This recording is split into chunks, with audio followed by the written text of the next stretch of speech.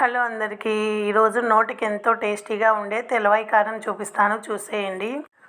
దీన్ని కారం పొడి అని కూడా అంటారు. మా సైడు, కడప సైడు మేము తెలవాయి కారము అంటాము. 3 పెద్ద సైజు తెలవాయి గడ్డలు ఉంటాయి కదా, అవి ఒలిసి పొట్టు తీసి పెట్టుకున్నాను. మిక్సీ జార్ తీసుకొని అందులో వేసుకోవాలి తెలవాయిలు. తర్వాత కారం పొడి, ఉప్పు వేసుకొని మెత్తగా మిక్సీకి ఆడించుకోవాలి. తర్వాత స్టవ్ వెలిగించుకొని కడాయి పెట్టుకొని అందులో నూనె వేసుకోవాలి.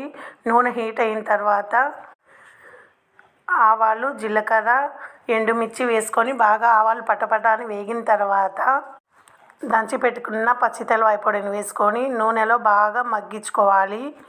నూనెలో బాగా మగ్గితేనే స్మెల్ పోతుంది, చాలా బాగుంటుంది.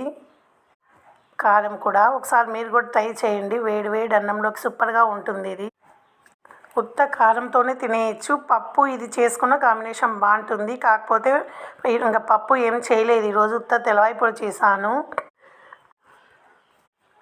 ఈ కారము బాలింతలకు పెడితే పాలు బాగా పడతాయని బాలింతలు కూడా పెడతారు తెలవాయి కారము. మా సైడ్ ఎక్కువ దీన్ని.